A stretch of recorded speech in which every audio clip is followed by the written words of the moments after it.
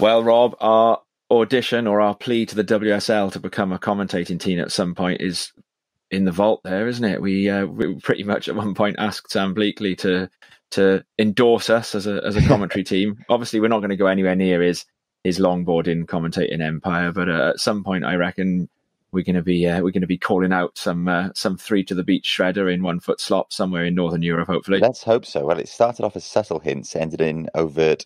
Please take it on. Something. We can do football and cricket too. We'll go on a trip. We'll do anything.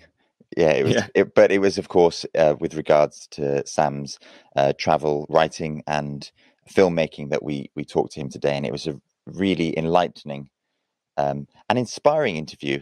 I think hearing about the motivations behind Sam's travel and behind the films that he makes, and it was again incredibly interesting hearing about how he likes to give a voice to the people and the places that he documents. Absolutely, yeah. Let's have a listen.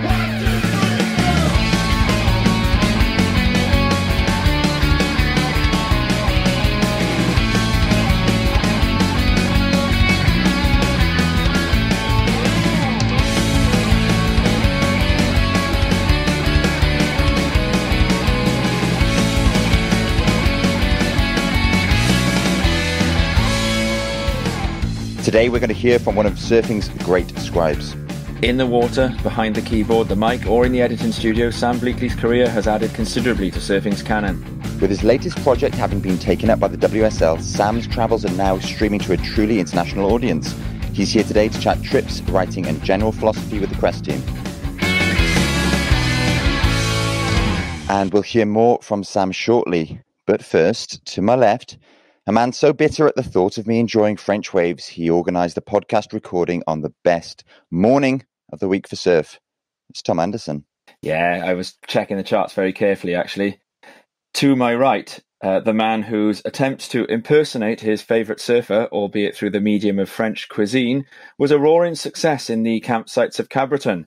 The Gilmore baguette featured a smooth top and a hard, drawn-out bottom turn, but unlike its inspiration, was stale by midday. It's Rob Webster Blythe. Very good. So what happens here, Sam, right, is Rob and I are in a bit of a competition. It's currently 3-2 to Rob, and the guest is supposed to decide whose intro they thought was superior. Any thoughts? Oh, Tom, I'd have to give you the edge on that. Yeah. Sorry, yeah, this is Tom. I completely agree. The Gilmore baguette. Brilliant. I've stitched him up with his one as well, haven't I? Very nice. As you heard there anyway, listeners, Sam is one of those surfers who has walked a wide range of paths. Competitor, free surfer, traveller, academic, writer, commentator, and now movie maker. This is someone who has crammed a lot into his career so far. I can't remember which of these pursuits led to my first meeting him, but I've seen him in several of these guises and can confirm he's looked comfortable in them all. I'm not sure how many people can profess to having been a European surfing champ and a Cambridge graduate, but here is proof that it can be done, and pretty much simultaneously. A competitive longboarder on the then ASP World Tour in the 90s, right the way through to the advent of the WSL, for whom he now commentates, Sam was always one of those riders who had strings to his bow, so to say.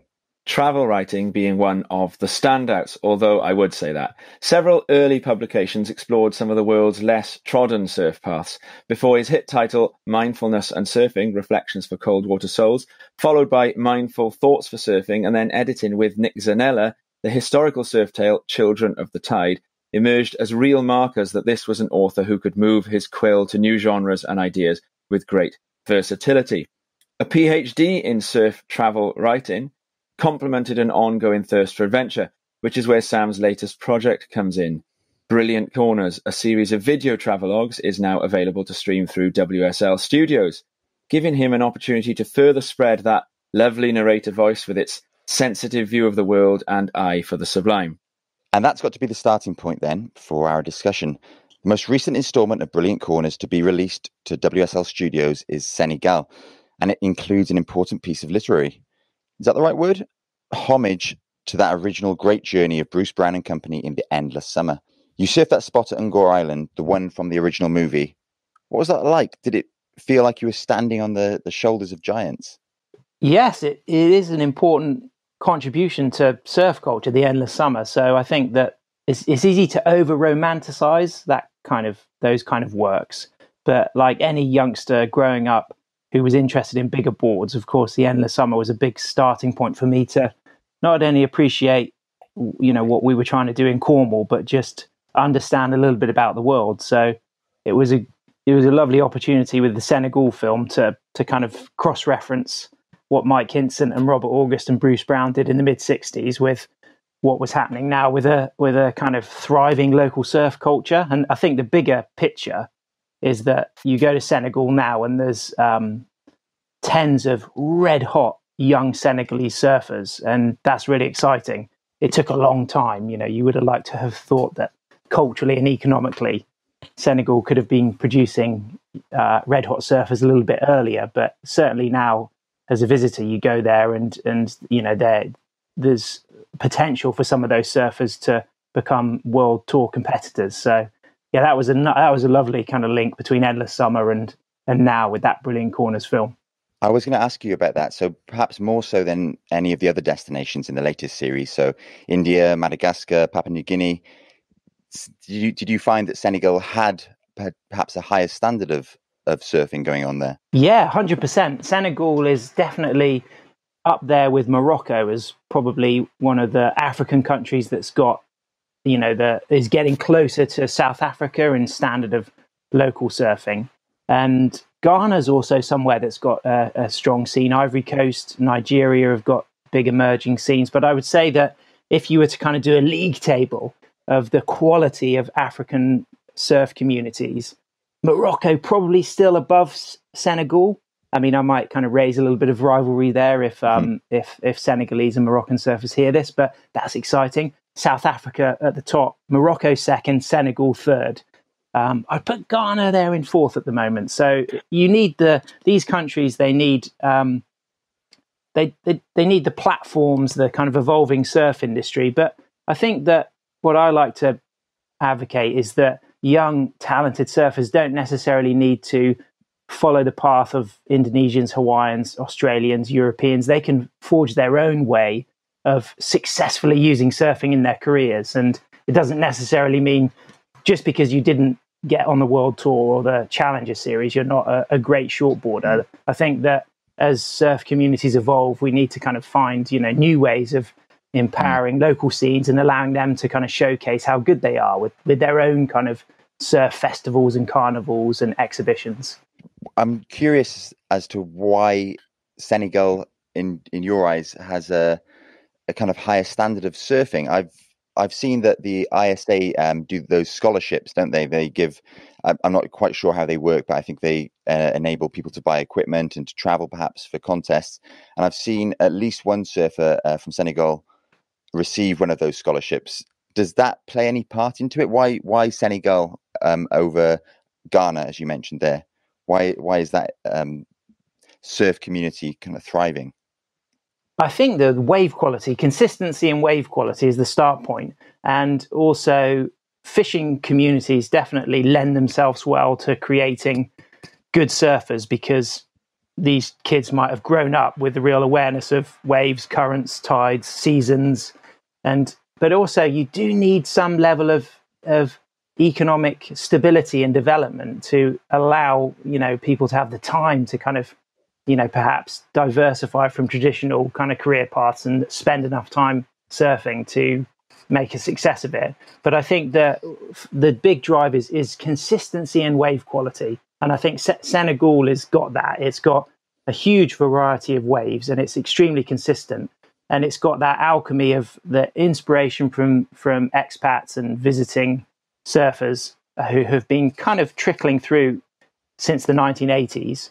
And certainly by the 90s, young kids would see good quality surfers. And by the early 2000s, you've now got a couple of role models, particularly a guy called Omar Say, who was a Rip Curl sponsored rider and Senegal's first kind of sponsored surfer. Once somebody from a community, shows and, acts as a role model, then it's easy to really relate to that. And the next step would be some progress from the young women and girls in Senegal and seeing maybe kind of big role model to kind of get more of the girls surfing in Senegal. And was Didier Peter from Senegal originally? You know, he was European champion, I think, wasn't he, in '93? Was he Senegalese? I'm not sure actually, Tom, but I do remember Didier. But obviously, he probably Did he surf for France? But he maybe for France. Yeah, I grew up see in Didier Senegal on the beach here all the time, coaching the young up and coming French rippers. And obviously, it was a French colony, so the links, historical links between France and Senegal are close, and over the decades, the majority of traveling surfers going to Senegal have been French surfers. And I think it's probably fair to say, Sam, you said about the people in Senegal being exposed to good surfing, and you took along an interesting crew as well, including Ireland's favourite daughter, Iski Britton. So what a great team there in inspiring up and comers. Yeah, well, Iski's a good friend who I have travelled with before. So in the second season of Brilliant Corners, we travelled to Mauritania together. That was with also with Mike Lay, and that was filmed by Jack Johns, a great boogie boarder and surfer from the West Country of Cornwall. I know Jack well. Yeah, absolute legend and a great cameraman and filmmaker. And Iski is somebody who has always inspired me. She's a great surfer from a real lineage, one of the great families of Irish surfing. And with the making of the Brilliant Corners films, I don't actually make them on a very big budget. So it's not as if I can just pick and choose and bring people and fund everything. I have to be very careful about, working to a really small budget and making something that I feel is going to be unique and have an edge. And I really went out of my way to kind of talk to Iski about the Senegal project, and she was really excited about it. And I thought that it was a beautiful bridge between Iski being able to meet this young woman called Aita, and I felt like that link there was only Iski could be the role model for Aita, because this is this older, high quality Irish surfer who represents somebody who doesn't put her eggs all in one basket. It's not just surfing for Iski. She works as an academic, and she does a lot of work about empowerment for women's communities through access to the water and the sea and surfing. And she knows a lot about fishing communities. And Iski was a fantastic person on that project, as was Adrian Toyin, who's born in Lebanon, grew up in Reunion, now lives in Biarritz. Just a really electric surfer, someone who those types of surfers that they just put your hair on end when you see them take off, because something exciting is going to happen. They've got that speed and that presence. He's got a very languid style as well, hasn't he, Adrian? Yeah, Rob Machado. He reminds me of a kind of Rob Machado in the 90s, that kind of somebody who could look really relaxed and then come alive when the wave demanded. But he had a relationship with Senegal because he travelled there 12 years earlier. I think I probably used the phrase 10 years in the film just for kind of the kind of ease of talking about it. But that was a nice kind of balance. You write these shows, Sam, and they were born partly from book projects in the first place. The Brilliant Corners shares the name with one of your early travel titles. So I just wanted to ask you a little bit about your sort of writing journey. I suppose you've started really with travelogue, and I suppose there's a philosophical element to those early books that you wrote, and then moving from there into sort of this idea of sort of writing visually. You're curating or guiding the music, the visuals, that kind of sensory awareness that you can have when actually writing a television program, instead of just something, words that are going to come off the page. How has your approach to writing changed across sort of, the book projects through to script writing? Yeah, the films are definitely kind of led by my interest as a travel writer, and certainly informed by that style. And I haven't actually got back to probably writing the book I want to write since I've learned new ways of writing through making the films. So I'm sure there'll come a point in the future where the influence I've gained from doing this current run of Brilliant Corners films can feed back into travel writing, because my more recent books have been, although they've engaged with travel, they've been more about surfing communities in the sense of surfing in the environment, surfing and mindfulness. And the movement of travel has always kind of inspired me. So that what I loved in the early days of becoming someone who was contributing to the magazines, writing for Carve, for Surfer's Path, for Wavelength, was trying to kind of embody the movement of surfing and travel in the writing. And I think the experimentation I got to do with my writing definitely has helped with the filmmaking. And the difference with the filmmaking is it's so much more visual, and you lead these interviews. I interview people, and we have these long, languid interviews that you get the opportunity to then edit and bring together. And then the kind of the pastiche and the montage of bringing together the interviews, the pieces to camera delivered to the lens, the on the fly bits of energy that are just improvised, and the use of the surfing. I definitely do that from the perspective of a writer. And I didn't, I studied geography, so it's more places and people and environments that I kind of learned about academically. But it's definitely the syntax and the rhythm and the kind of way things gel together that the writing has given me for the films. And for sure, I probably call myself still a writer above a filmmaker. And this PhD that you did, Surfing Haiti and a New Wave of Travel Writing, Haiti seems a very important destination for you. It was the first of the initial Brilliant Corners season 1, which is available on Amazon Prime, and it opened your first travelogue as well. So was Haiti the kind of mitochondrial trip for both your book projects and your movie making projects? 100%. Yeah, nice phrase, mitochondrial. Rhizomatic structures like mushroom spores, revolutions, all that kind of imagery. I love all that philosophy stuff. But Haiti, I went in 2006 when I was working a lot with photographer John Callahan. Our primary outlet was the Surfer's Path at that time. We'd do a lot of stuff for Carve as well, but generally we would self-fund a shoot. John would photograph, I would write. We had other surfers who would write in their native languages, Erwan Simon in French, Emi Cataldi in Italian. Other surfers would come and go. But a trip to Haiti in 2006 just blew my mind for somewhere that was so misrepresented. And I'd always been attracted to experiencing places and learning for myself what they were really like. And I found somewhere that was heavily written off as hostile, complicated, environmentally troubled, politically corrupt. But I found to be Haiti a country that culturally was very vibrant with art, music, literature, and had this great potential for surf on both the north and south coasts. So it became like a kind of almost like a perfect storm of representations of otherness. And for being interested in human and cultural geography, I was on as soon as I made the plan to go to Haiti, I got very interested in reading about Haiti's history, and wave-wise, it just really kind of fired me up. So that led to a number of trips that led to the mad idea of doing a PhD, which if you're not going to be a professor of something, is quite a slog. I did a part-time PhD through Falmouth University, and it's harder than having kids. Doing a PhD is an absolute mind-bending exercise in never having enough time and always feeling as if you need to be chipping away at something that you really don't quite understand yet.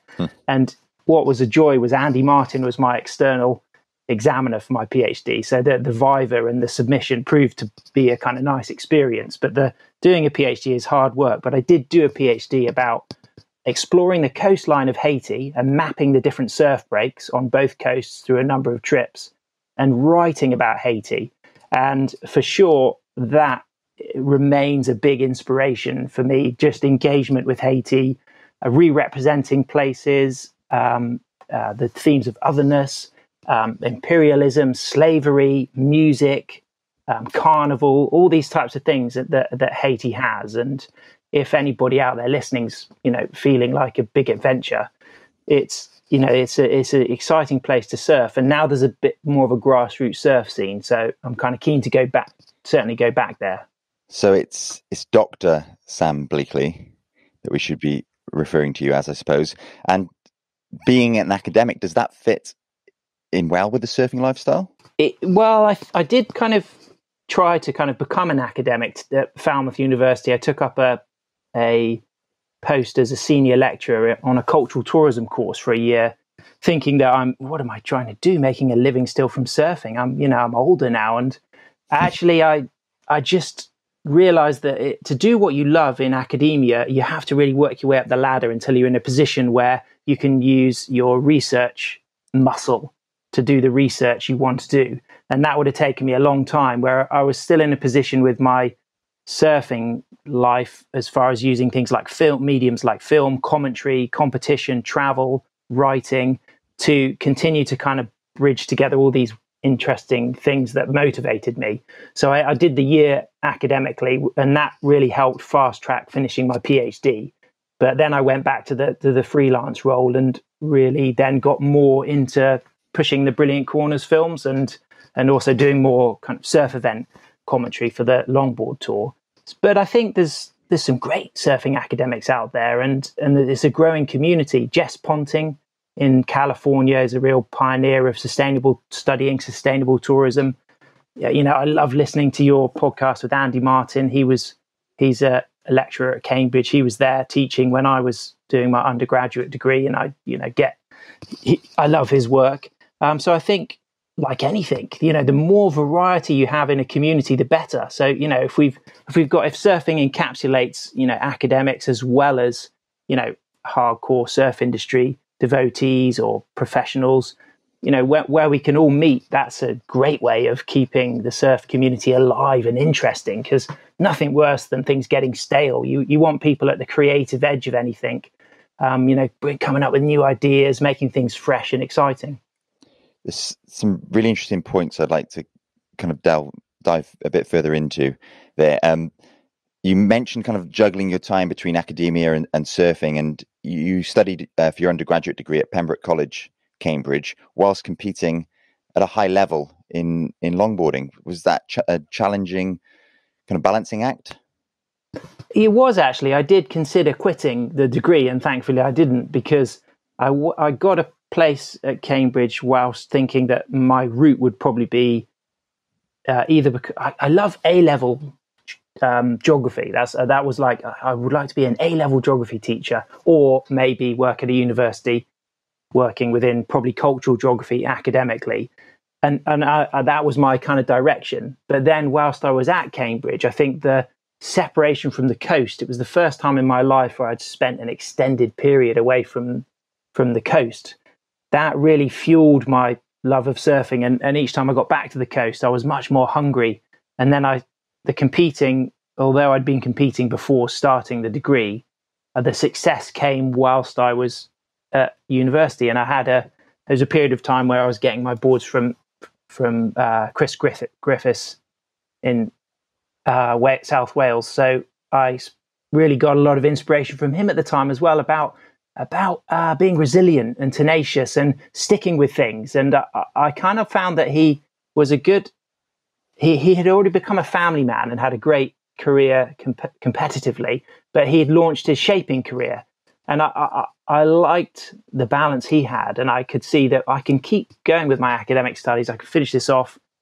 It can lead to more writing, and I can keep the surfing going. And he gave me a lot of motivation at that time to kind of stick with it.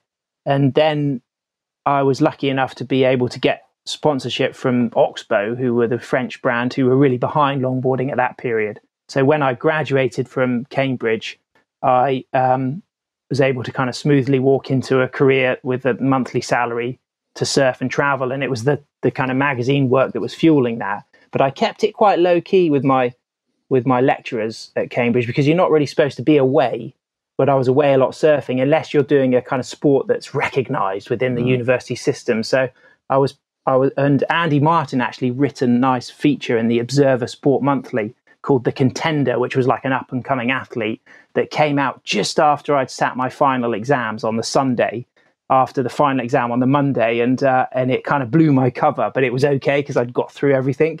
And it was all about the juggle of being, studying at Cambridge whilst being a European champion and going to these world tour events. And I was lucky to be able to move into a period from 2000 and early 2000s where the surf industry was very buoyant between 2000 and 2010.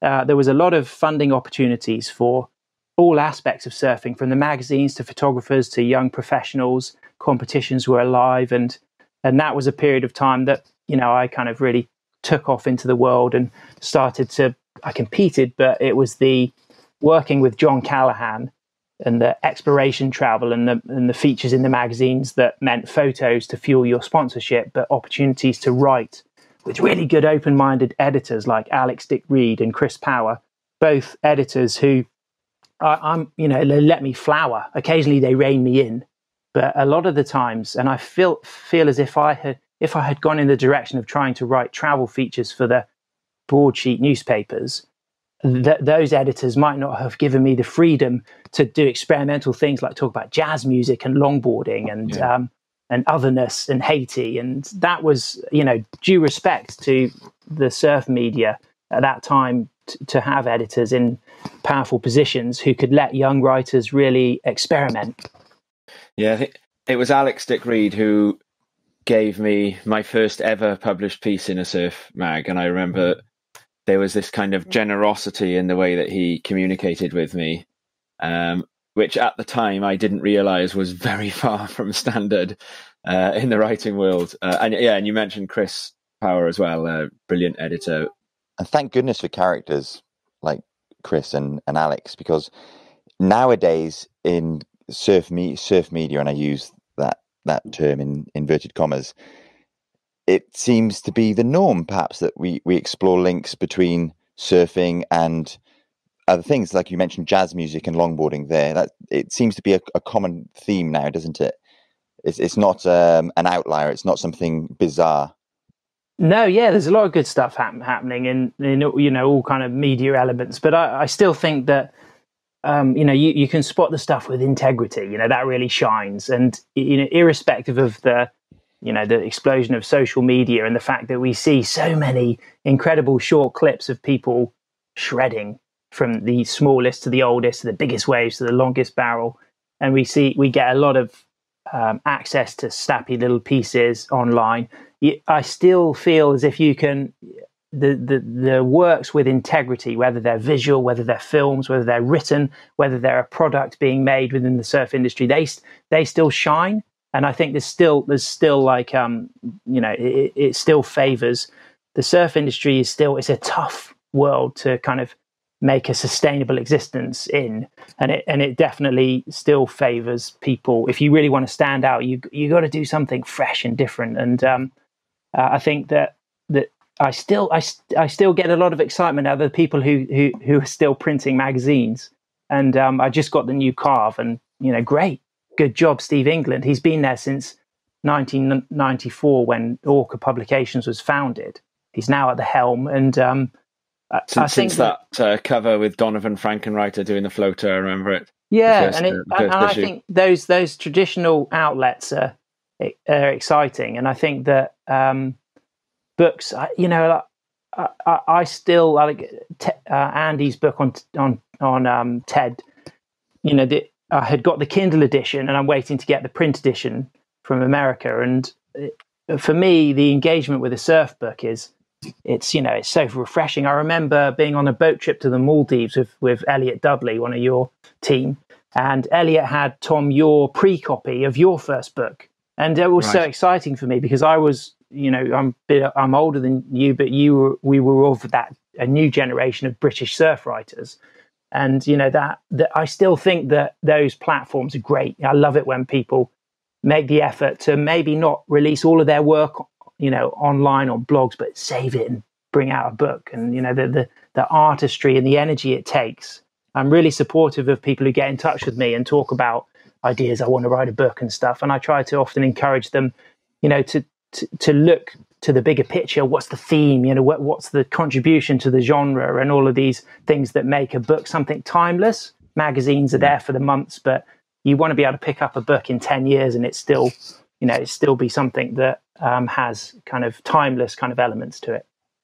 And a name that's cropped up several times throughout our chat this morning, Sam, is friend of the show, Andy Martin, who I assume through your tutoring you at Cambridge, that he's had somewhat of an influence on you. Would that be fair to say? Yeah, definitely. Yeah, Walking on Water was a book that inspired me when I was younger, and it was my introduction to both Randy Rarick and John Callahan, who both feature in that book. Callahan, a Hawaiian-born photographer who now lives in Singapore, and Randy Rarick, a sunset legend. And both of those people I spent a lot of time with, traveling and working with. And Andy, for me, just his ability to, I love the kind of analogy of surfers as philosophers and philosophers as surfers. And philosophy isn't a kind of necessarily a kind of route that I've got deeply kind of delved into, but I always have this lovely analogy as characters, as countries as characters. And in the same way that as a young person in the playground who might be bullied or ignored or not noticed, they were the people I've always been attracted to, the people who had a lot more to them. And it's the same with countries like Algeria that I'm dealing with at the moment. The sense of this is a country that not so many people understand, and I love the way that you can bring something as disparate as surfing to understand a country as complicated as Algeria, and to have the platform with the Brilliant Corners films to be able to explore those ideas. It's people like Andy Martin who made me realize that surfing could educate people. You don't have to just be, surfing isn't just about winning world titles or making t-shirts or surfboards. There's also a lot we can learn, from the philosophy of surfing, and vice versa. A lot we can pull from other topics and other experiences into surfing. And let's talk characters then, countries as you put it. Can I ask you a bit about Madagascar? Because that was we've been watching the Brilliant Corners, and I found the beauty of Madagascar as a surf destination particularly striking. And I think obviously you guys have done a really good job with the cinematography of the place as well. But it looked to me as though there was a real quality of waves in Madagascar, and it looked also as if it was a genuinely uncrowded place. Was that the reality of it? Yeah, the southwest of Madagascar has certainly been attracting surf travelers for a while, and there's grassroots scenes in the southeast and the southwest near Anakau and Fort Dauphin, and it's a long way from Antananarivo down to the south, and you can fly to both places, not so easily with the burden of longboards because they're on small planes. There are some bigger planes, but for me the real essence of adventure for me is that the kind of overland journeys, and the big lure of Madagascar is that Antananarivo is somewhere that most people just ignore because the airport is just outside. So they come in and perhaps then take a regional flight down to the coast to get some good waves. But the old French architecture of Antananarivo, all in the steep hills and all the old French cars that kind of somehow kept alive. I love the resourcefulness, because I always think that we should just keep the things we've got working. We don't need to keep getting new surfboards. Get a nice quiver and keep it working for as long as possible. Same with vehicles and engines and machines, and you get that resourcefulness in a city like Antananarivo. And then it's a big drive to the coast, which is its own adventure. But there's so much discovery. If you really want to go and surf empty waves, you could, the whole east and up in the northeast, and even further up the west coast. Because you think of where Jeffreys Bay is, in South Africa. Madagascar is just to the east of that corner of South Africa. So all of those roaring 40s swells, which are striking Durban and up to Port Elizabeth and Jeffreys Bay, they're also hitting both coasts of Madagascar as they move across the Southern Ocean.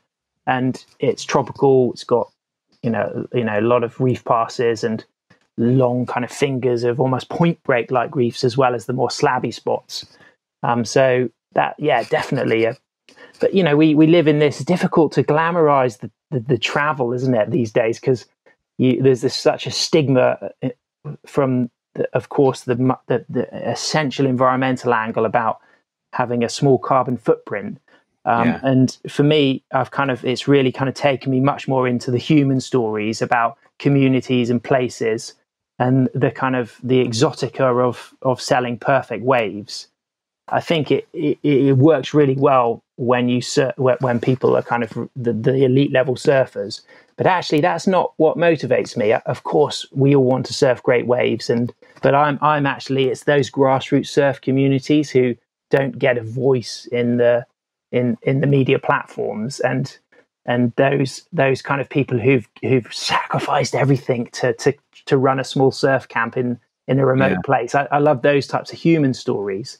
And if the wave, of course, I'll try to do the shoots during the seasons when there's a good chance you'll get decent surf. We did get some pretty fruity surf in Madagascar, so that was a bonus. But it's certainly not the wave quality isn't the big pull for me. It's the kind of grassroots kind of surf communities. But yeah, definitely Madagascar, 10 out of 10 for waves. And you mentioned that I think you said it was the southwest of Madagascar has had for some time surf tourism, if you will.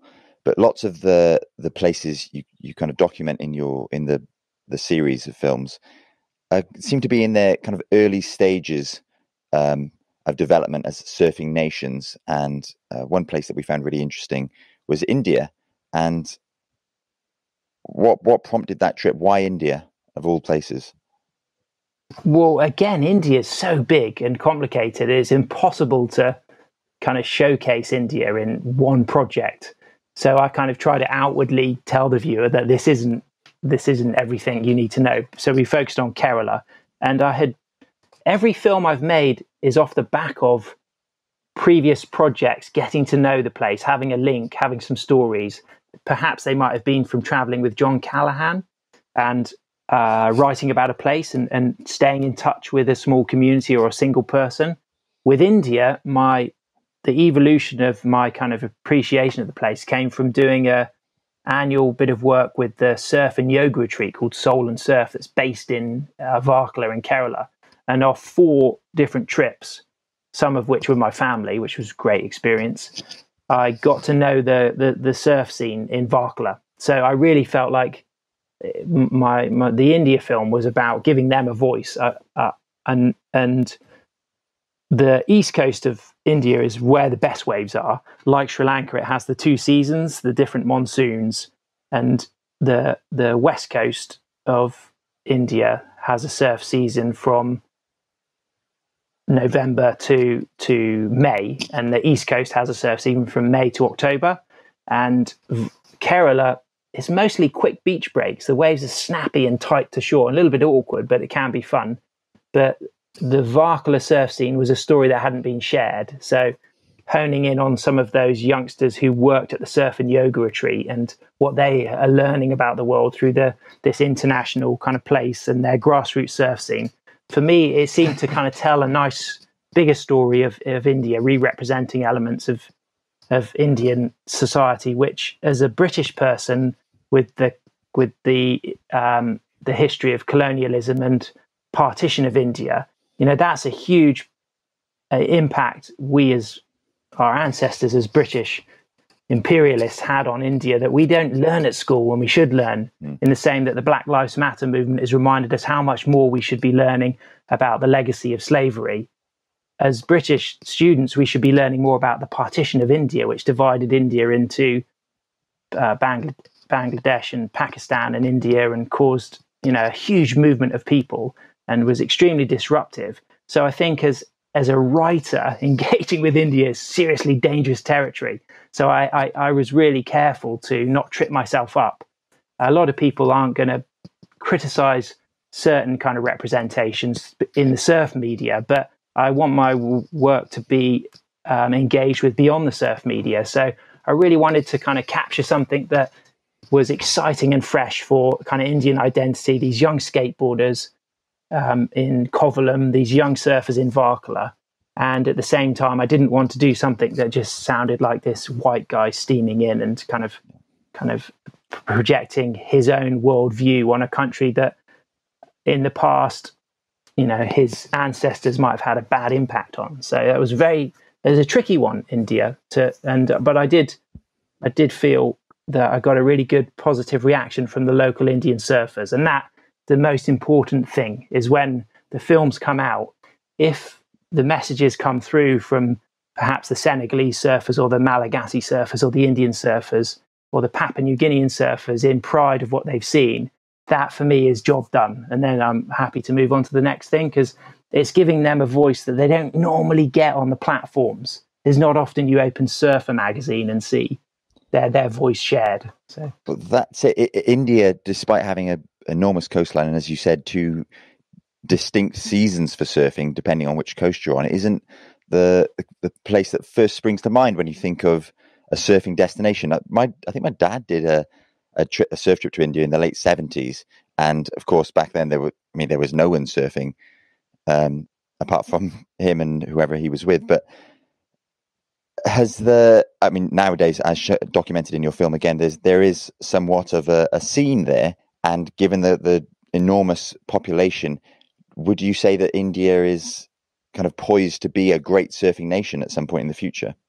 That's a great question. I would say it is. Yeah, I feel as if you look at the quality of surfing that's coming out of Sri Lanka, the coast is not as convoluted. That's the difference. Sri Lanka's this little bit of a gemstone in the sense that it's got this highly convoluted coast on both sides, and you've got those long right point breaks around Aragon Bay, and then you've got Hikkaduwa, Midagama, those areas that have got all of those reef passes. And the west coast of India is very straight. It's cliffed with beaches and a deep shelf into the Indian Ocean, and everything comes at an acute angle and snappy and quick and tight to shore. So on the west coast, the waves are very quick beach breaks that are kind of brutal for in fact, I actually fractured my back surfing in the shore break in Kerala a number of years ago.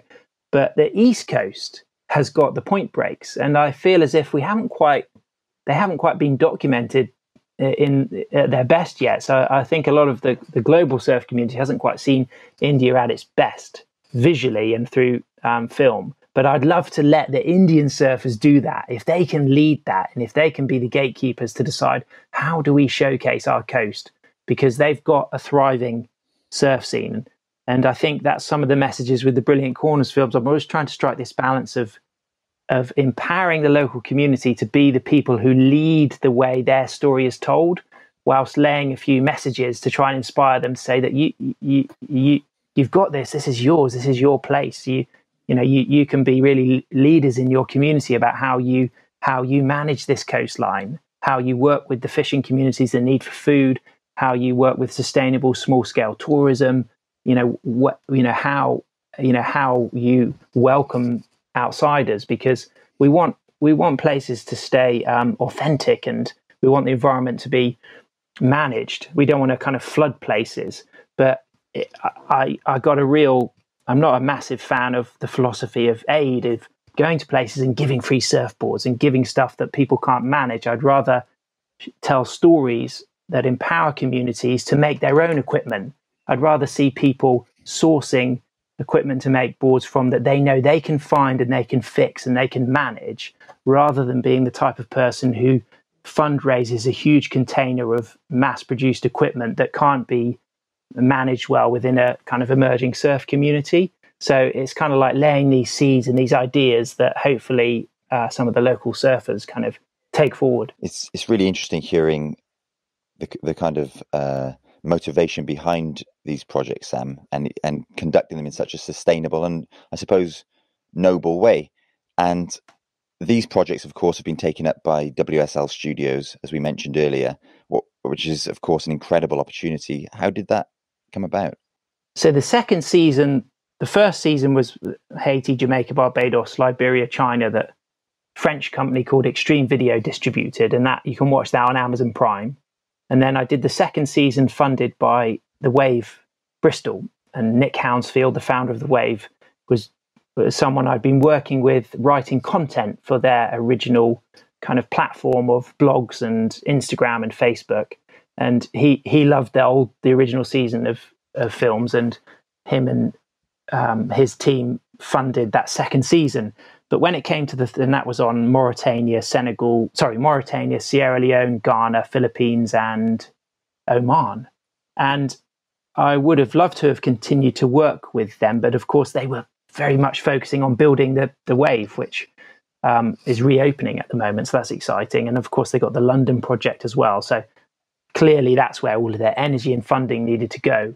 And I was actually just exploring funding avenues. And as someone who'd, had a chance to stick with the academic role, I needed to continue to make a living. So I was exploring ways of pitching to get funding. And as a local surfboard company called Innovisions down here in Cornwall, it was a great surf shop in the 70s, 80s and early 90s based in St Ives and Penzance that then kind of closed its doors, and some local surfers in my area have reformed the brand. And one of them, a lovely man called John Bennett, comes from a kind of medical health background, and he had the opportunity to support the films, and it ended up being a bridging ground where I got the new season rolling, shooting. And in that time, the WSL got in touch because they were looking to diversify. Eric Logan had been hired, and he comes from a media background as originally the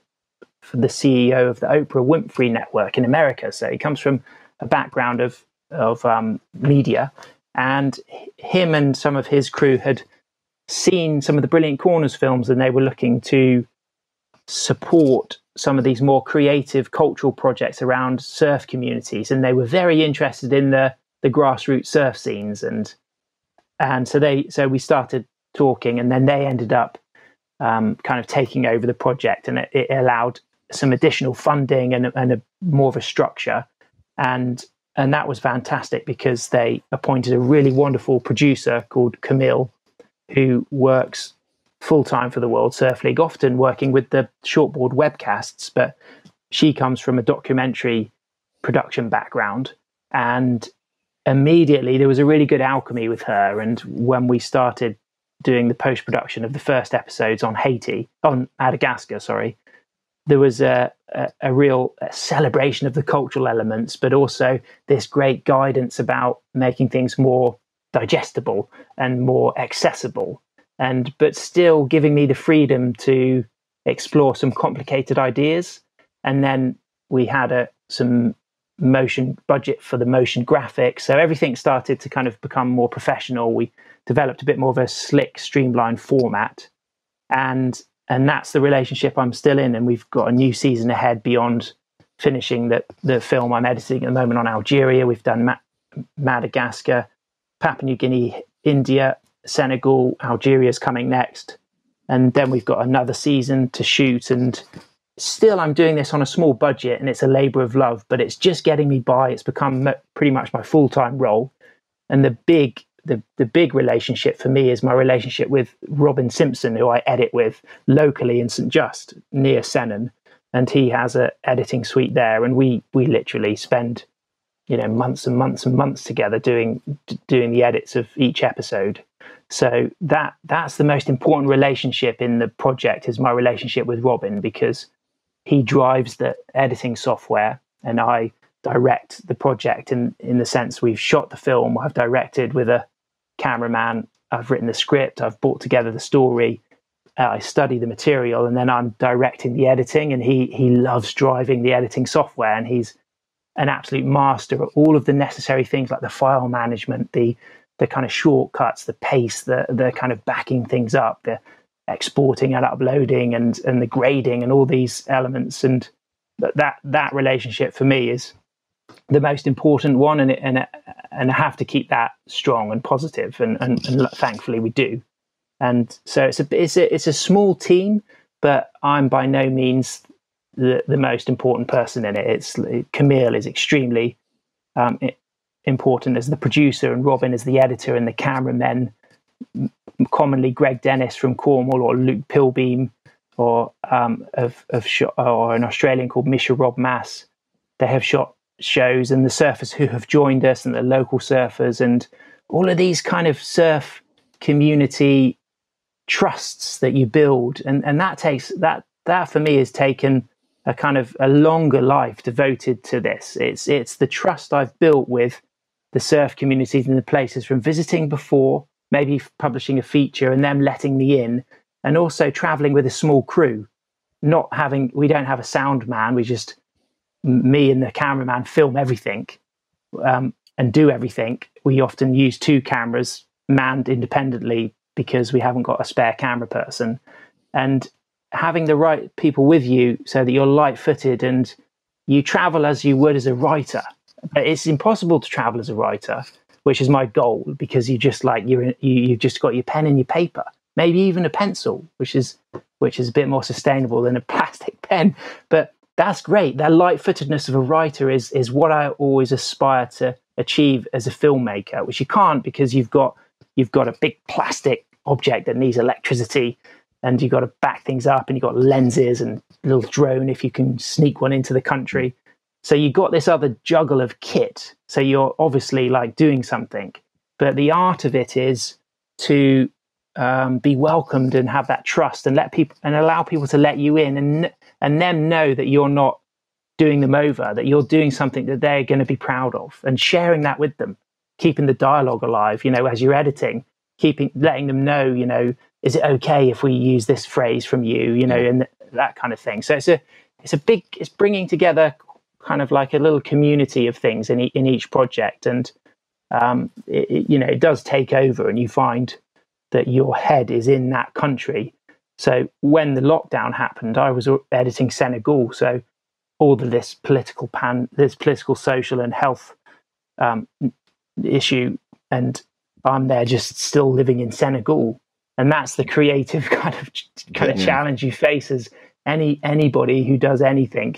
It's very much the condition of the travel writer that you describe there. That's very interesting. That attempt to sort of immerse yourself in the community so that you can actually get the right version of the community to represent in your project. Now, the episode for which that description is most apposite, in my opinion, is the Papua New Guinea one. Amazing waves in Papua New Guinea, by the way, but you were saying that, it's not just about the waves. It does help that they've got a wave that does like a kind of a mini impersonation of Nias there, haven't they? But what amazing people. Just looked like an incredible project that one did. Yeah, what great themes to learn from. And it doesn't matter whether you're a surfer on the Gold Coast or a surfer at Porthcawl or a surfer at Saunton Sands. There's topics there.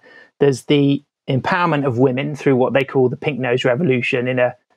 There's some areas are more matriarchal, some are more patriarchal, but in the more male-dominated communities, painting half of the surfboards with pink noses has prevented the men from wanting to use the boards. No way that would happen in South Wales. Of course, all the guys would be proud. Greg Owen would be straight out Rob there. Rob and Elliot would be straight out there as well, yeah. Yeah.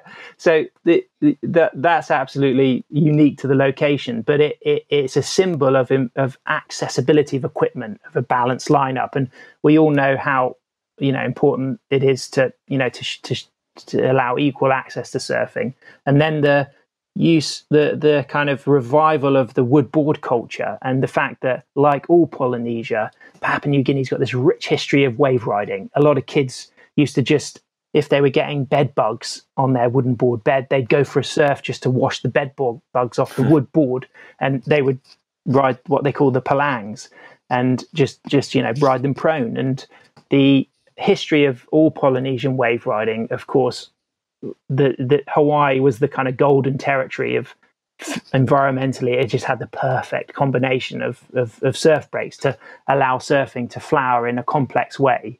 But Papua New Guinea has that lovely legacy, and some inspiration of proud locals and outsiders like Brian Bates, Nick Winnichuk, Tom Wegner have reminded some of the emerging scenes that the woodboard culture is something you can revive, and you can access this locally grown balsa, although it's a South American tree balsa, but it grows well in Polynesia and Melanesia. And the surf tourism model for me was the winner, because the way that, as the surf tourism have emerged, Andrew Abel, who runs the national organization, made it legislation to run the surf camps with this particular model of employment empowerment of locals who own the land and the fringing reefs. Therefore, you need permission to get access to the water and the surf spots. And the way the numbers are capped and income is spread into the community. So from wave pools emerging around the world to busy surf breaks, the idea of carrying capacity it's the big thing we've got to deal with in surfing, because when does an experience become unpleasurable because it's too busy? Yeah. We don't want to bar. We all love surfing, and we know how attractive it is and how powerful it is therapeutically for all levels of existence. But of course, it's not pleasant when it's crowded and people are behaving badly. So how do we manage when is a break breached its carrying capacity? And they kind of do that with some ski resorts, and they do that with climbing areas, and of course at a wave park you wouldn't let more people in than could fit. But it's a great way of learning about these things. And of course, I don't know the answers to the carrying capacity idea, but it's something as a surf community, management of our coastlines, access to our surf breaks, and how we kind of work that balance between allowing people to surf but not allowing surfing to become unpleasurable. That's like, and of all places, Papua New Guinea, I learned more from that than I have done going to the Gold Coast or California and seeing surf breaks that have got a longer history.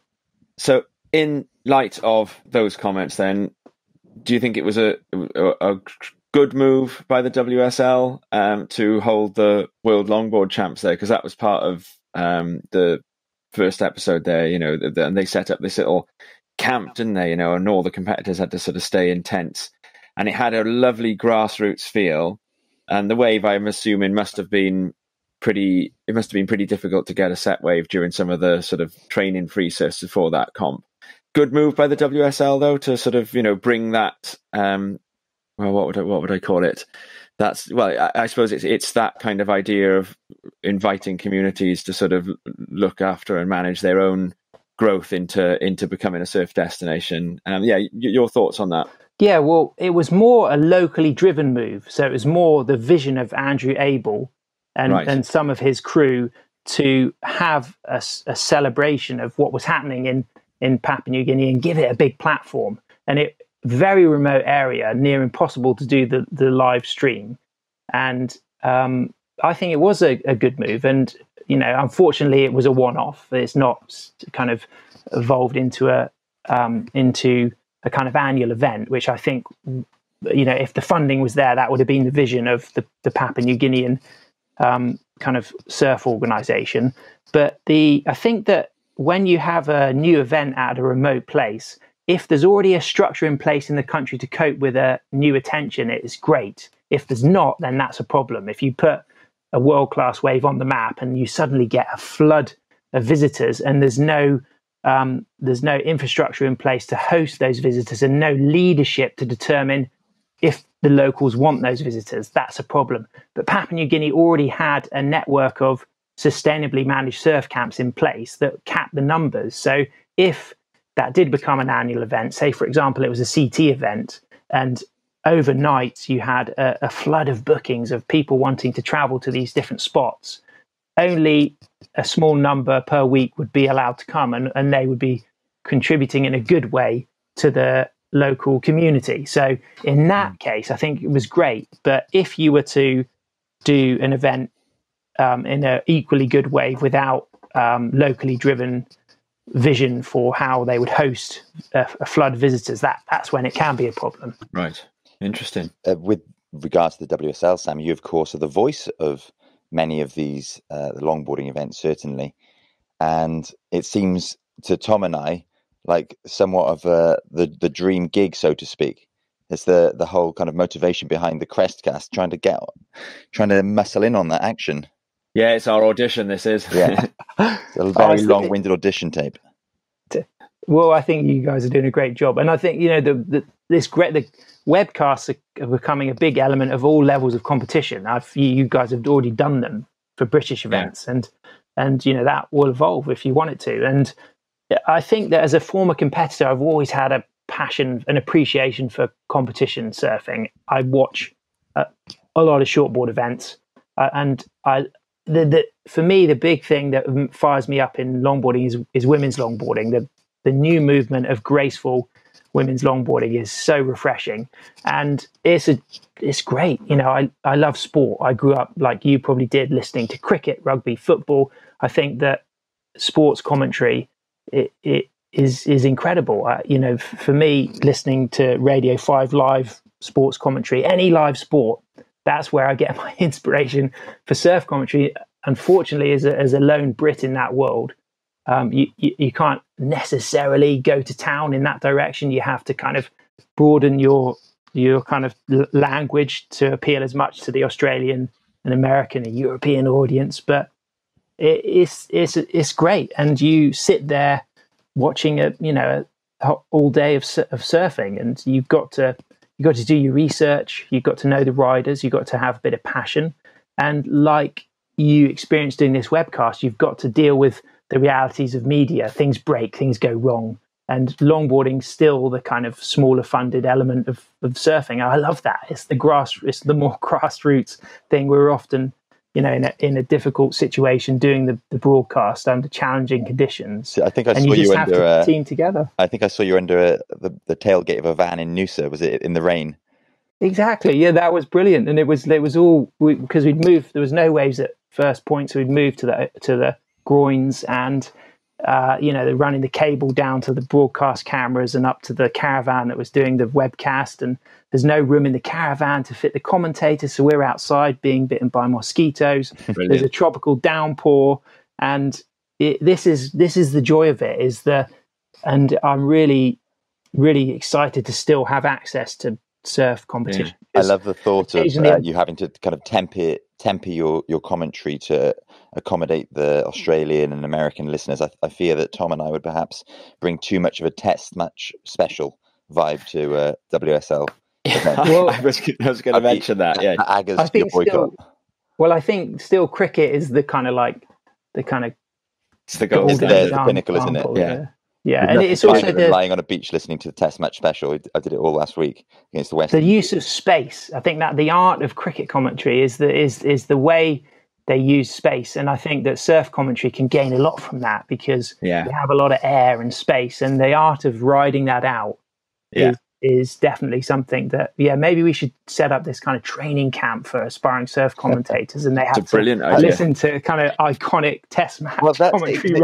It's all about the things that are happening beyond the sport that make the brilliant commentary so brilliant. The Test match special, I think, in the second Test when they moved to Old Trafford from the Rose Bowl down in Southampton, they had like a 10 to 15 minute discussion about trams coming and going outside of the stadium and Aga's favourite pubs in Greater Manchester, and it was so much more interesting than the sport. And I love cricket, but that's what you listen for, isn't it? Well, Tom, it sounds like you were going to say something then. I'll let you. Did you?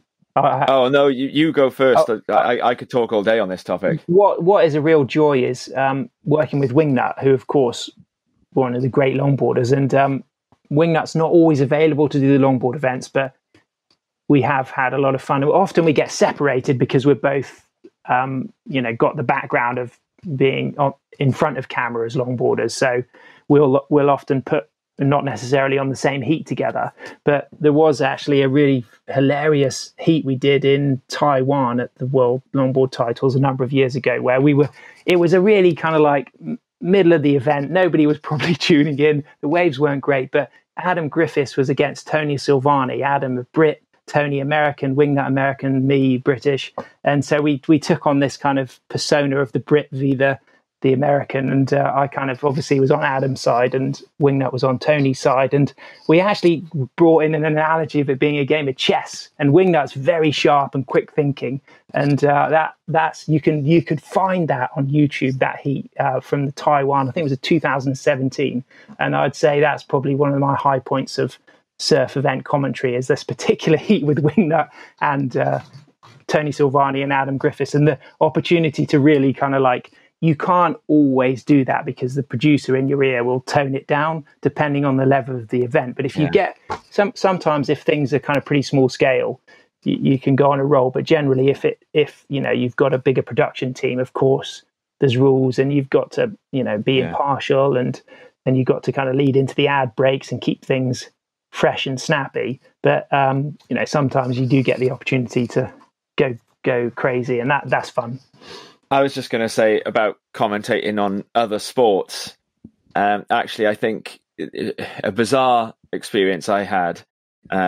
A friend, I love all sports as well, and for some reason I found myself involved in American sports quite a lot. And so a friend of mine who I played basketball with, Nathan Merchant, and I went up to watch the NFL in London, and I made just a straight up calendar mistake, and I clashed the NFL with Wales's big Euros qualifier against Croatia. And I'm a season ticket holder for Wales, so I was supposed to be in the Croatia game, but also I had NFL London, and I just, in the end, for some reason, I ended up going on the NFL London trip.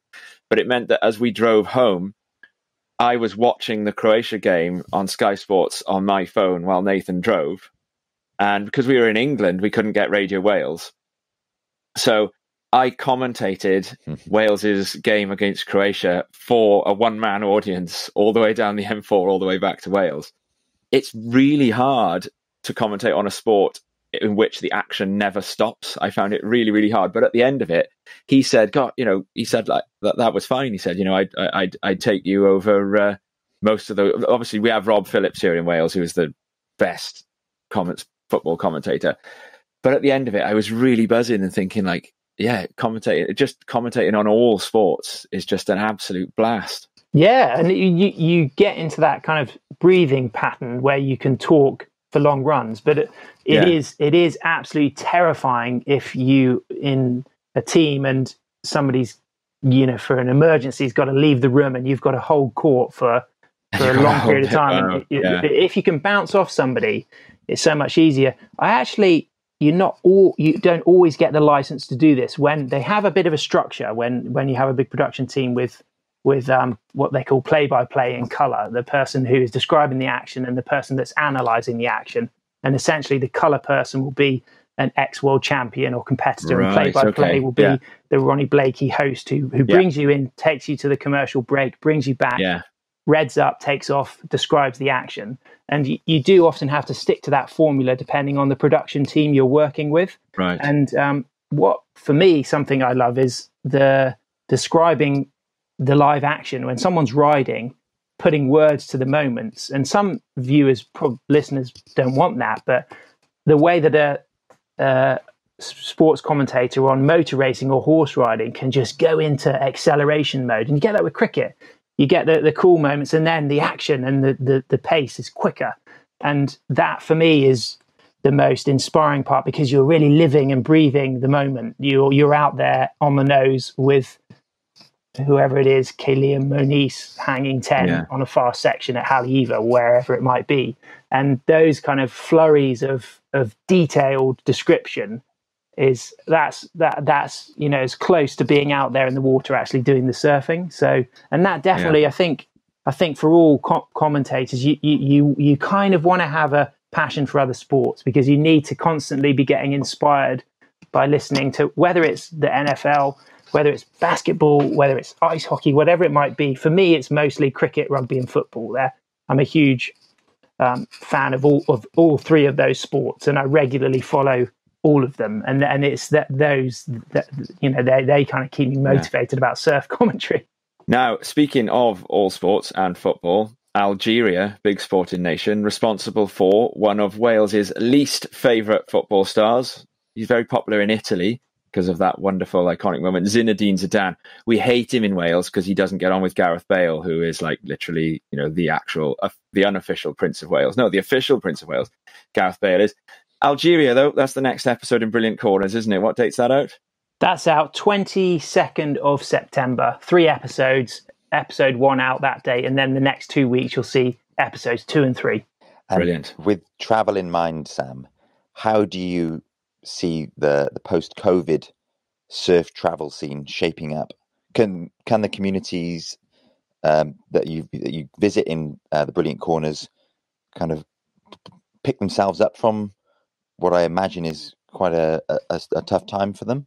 Will surfing travel be the same again? Should we travel? I think we're entering a completely new era of surf travel, in the same way that 9/11 was a very defining period of global travel, and it's unknown. And I think grassroots surf communities with sustainable surf tourism are worth supporting. And for me, I'm really excited about finishing this Algeria edit and moving on to the next planning of a new shoot, because it's going to be really challenging and extremely adventurous, and it's going to take a lot of awareness of the impact that you have. And I think that it's a new era, and certainly it's going to affect surf competition. It's going to affect the kind of more mass travel. But I think that the motivations for travel need to really be bulletproof, and it will make people more aware of traveling for the right reasons and choosing a trip that really means something to them and the place that they're going, and their themes that I really want to explore in the next round of Brilliant Corners films. So for me, the bigger the challenge, the bigger the hurdle, the more motivated I am to kind of give a new angle that really opens people's minds. Oh, fabulous stuff, Sam. Yeah, I think that that is the way for all of us to pick ourselves up as a global surf community. There is that idea of the sort of, the bigger the hurdle, the more rewarding it's going to be when, as a surfing community, we come to a solution. And you're definitely doing your bit in that light, Sam. So, on behalf of the surfing community, I'd like to thank you for that. Now, let's just be nice and clear for the listeners. How do they look up Brilliant Corners to stream it? So if you search WSL Brilliant Corners, you will go directly to the links on the WSL page. Some things are on YouTube, like Madagascar, but generally It's only the WSL website and app that you can watch the episodes, and that WSL Brilliant Corners combination will find it on any search. Brilliant. And I can't recommend it enough, guys. The aesthetics, the waves, the music, the writing, it's a great project, Sam. So on behalf of Crest as well, I'd like to congratulate you on it, and we'll look forward greatly to that next instalment. Thanks for having me. Always been inspired by all the Welsh crew. I wish I got to see them more, and I love what you're doing, and keep the Welsh vibe alive. Can I also speak on behalf of Crest in thanking you, Sam, for coming on to talk to us. It's been enlightening and refreshing, I think, also to hear about the motivations behind your travel and behind making these documentaries, because certainly pre-COVID, if I can use that term, travel became it was the norm, wasn't it? You didn't think twice before going somewhere or booking your flight, and it's nice to hear that there's kind of a deeper thought behind what you're doing with regards to that. And of course, thanks to our listeners. Now, as for our next instalment, which is going to be another very interesting interview, firstly, a reminder of how to access it. Our podcasts are there every Monday until November through YouTube, Apple Podcasts or Spotify. And we're on Instagram too, and can be emailed at castcrest@gmail.com. So do share your thoughts on anything that you hear. And of course, make sure that you've hit on that all-important subscribe button. And after Brilliant Corners has offered us some pertinent reminders of the sheer beauty which can be found on this planet's coasts, next week, we'll be talking about the importance and future of the sea itself with Dr. Cyndia Sosdian of Cardiff University's School of Earth and Ocean Sciences. The New Jersey-raised Ripper, now of Lantwick Major, will tell us how she chose to change the hurricane swell-laden US East Coast for Wales's own Channel Coast. And we'll also learn of the various wisdoms she's gleaned from a life of studying both what's above and below the waves we all love to ride. Keep an eye out for it next Monday morning as usual. Until then, thanks and see you next time. Diolch am gwrando a gwelwch chi y tro nesa. Cheers then. Thanks for listening.